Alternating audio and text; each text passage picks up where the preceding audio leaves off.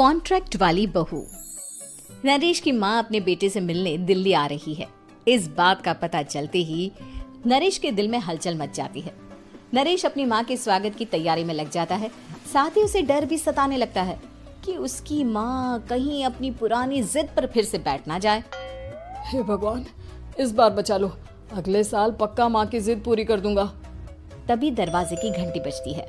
नरेश दरवाजा खोलता है तो सामने अपने मकान मालिक को देखकर हैरान हो जाता है, क्योंकि उनके साथ एक सुंदर सी लड़की भी थी। अब नमस्ते अंकल, कुछ काम था, मुझे बुला लेते। आपने क्यों कष्ट किया? अरे नहीं, इसमें कष्ट कैसा, मैं तो बस तुम्हें रीना से मिलवाने आया था। आज से रीना तुम्हारे साथ इसी फ्लैट में रहेगी। अंकल, कोई लड़का फ्लैटमेट नहीं है? एक अनजान लड़की के साथ रहना मेरे लिए थोड़ा अजीब होगा। देखो नरेश, मैं तुम्हें पहले भी बता चुका हूँ कि इस फ्लैट में तुम्हें किसी ना किसी के साथ एडजस्ट करना ही होगा, या फिर तुम अकेले पूरे फ्लैट का किराया दे दो, मैं किसी को नहीं रखूंगा।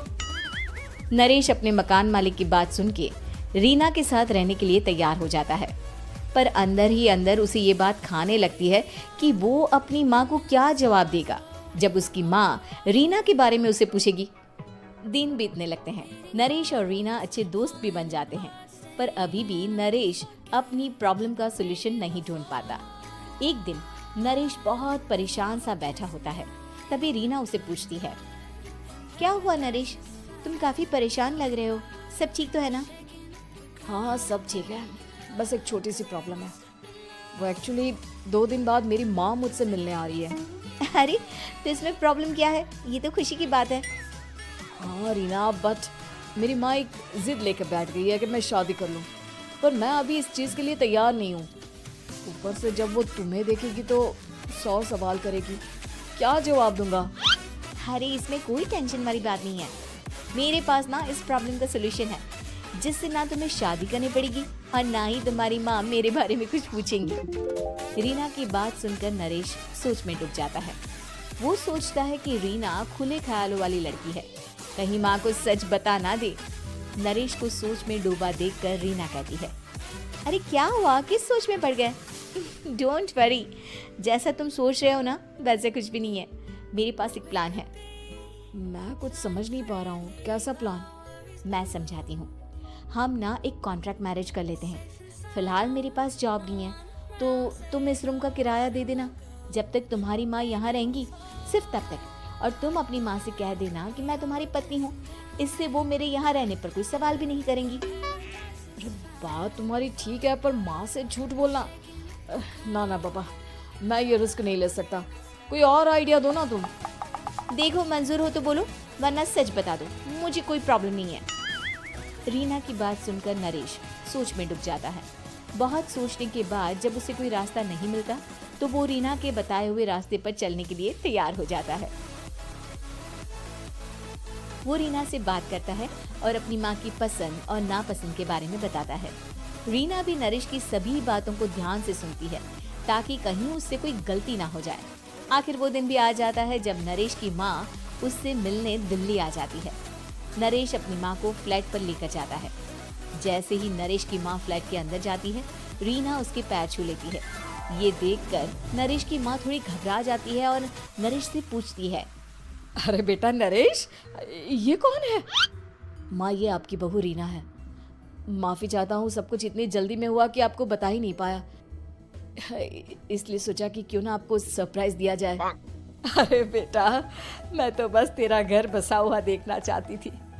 हाँ, बहुत अरमान थे अपनी इकलौती बेटी की शादी को लेकर, लेकिन कोई बात नहीं, शायद किस्मत को यही मंजूर होगा। ये कहते ही नरेश की माँ रीना को गले लगा लेती है। रीना बेटिया, मेरा बेटा ना थोड़ा नादान है, पर तुम काफी समझदार लगती हो, और मैं जानती हूँ कि तुम इसका बहुत अच्छे से ध्यान रखोगी। माँ, आप चिंता मत कीजिए, मैं सब संभाल लूंगी। नरेश की माँ अपने बहू और बेटे के साथ खुशी खुशी रहने लगती है। दिन बीतने लगते हैं। नरेश की माँ और रीना का रिश्ता बहुत मजबूत होता चला जाता है। वो दोनों सारा दिन एक साथ रहती और खूब बातें करती। इधर साथ रहते रहते नरेश और रीना भी एक दूसरे से प्यार करने लगते हैं। दोनों को इस बात का एहसास हो जाता है, फिर भी वो इस बात को छुपा कर ही रखते हैं। एक दिन नरेश की माँ और रीना शादी के बारे में बात करने लगते हैं। रीना बिटिया, ये तो नरेश ने मुझे बिना बताए शादी कर ली, वरना मैं तो अपनी इकलौती बेटी की शादी इतनी धूमधाम से करती कि सारी दुनिया देखती रह जाती। अच्छा माँ, आप ऐसा भी क्या करती नरेश और मेरी शादी में जो दुनिया देखती रह जाती? अरे बिटिया, एक माँ के अरमान तुम अभी नहीं समझोगी। मैं तो अपनी बहू को एक रानी की तरह लेकर आती और शादी भी बिल्कुल शाही अंदाज में करती, पर मेरे तो सारे अरमान ऐसे ही रह गए। खैर, मुझे तो अपने बेटे और बहू की खुशी चाहिए बस। ये कहते हुए नरेश की माँ की आंखों में आंसू आ जाते हैं।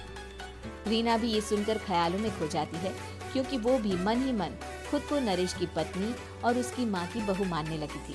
शाम को जब नरेश ऑफिस से घर आता है तो रीना खुद को रोक नहीं पाती और नरेश के सामने उसकी माँ को अपने और नरेश के रिश्ते का सारा सच बता देती है। रीना की बात सुनकर नरेश की माँ दोनों से बहुत नाराज हो जाती है और घर वापस जाने की बात करने लगती है। तुम दोनों ने मुझसे सच छुपाकर बहुत ठेस पहुंचाई है मुझे। अब तुम लोगों के साथ नहीं रहना चाहती मैं, कल ही वापस चली जाऊंगी अपने घर। माँ, मुझे माफ कर दो, ये सब मैंने रीना के कहने पर ही किया है, वरना मैं भी आपको कभी ठेस पहुंचाने के बारे में सोच भी नहीं सकता। हाँ माँ, हमने ये सिर्फ आपका दिल रखने के लिए किया, प्लीज हम दोनों को माफ कर दीजिए। तुम दोनों ने मेरे अरमानों के साथ खिलवाड़ किया है, और वैसे भी मुझे अपने बेटे के लिए एक अच्छी लड़की ढूंढनी है, इसलिए मेरा यहाँ से जाना ही बेहतर होगा। माँ की ये बात सुनकर रीना खुद को रोक नहीं पाती। माँ, क्या मैं आपके घर की बहू बनने लायक नहीं हूँ? रीना की बात सुनकर नरेश हैरान रह जाता है। नरेश की माँ भी कुछ समझ नहीं पाती। मैं कुछ समझी नहीं, आखिर तुम कहना क्या चाहती हो? माँ, मैं वो नरेश से बहुत प्यार करती हूँ और साथ ही साथ मैं आपको भी अपनी माँ मान बैठी हूँ। आज जब आपकी बातें सुनी तो खुद को रोक नहीं पाई, इसलिए सारा सच आपको बता दिया। रीना की बात सुनकर नरेश की माँ की आंखों में आंसू आ जाते हैं और वो अपने बेटे नरेश और रीना को गले लगा लेती है। मेरे घर की बहू तो सिर्फ रीना बिटिया ही बनेगी। मैं आज ही तुम दोनों की शादी की तारीख निकलवा दूंगी, बस एक बार तुम्हारे घर वाले मान जाए। उसी दिन रीना के माता पिता भी उनके फ्लैट पर आ जाते हैं। दोनों परिवार आपस में बैठकर बातें करते हैं और शादी के लिए राजी हो जाते हैं। रीना भी कॉन्ट्रैक्ट फाड़ देती है और कहती है, सही मायने में मैं अब बहू बनूंगी, अब तक तो सिर्फ कॉन्ट्रैक्ट वाली बहू थी।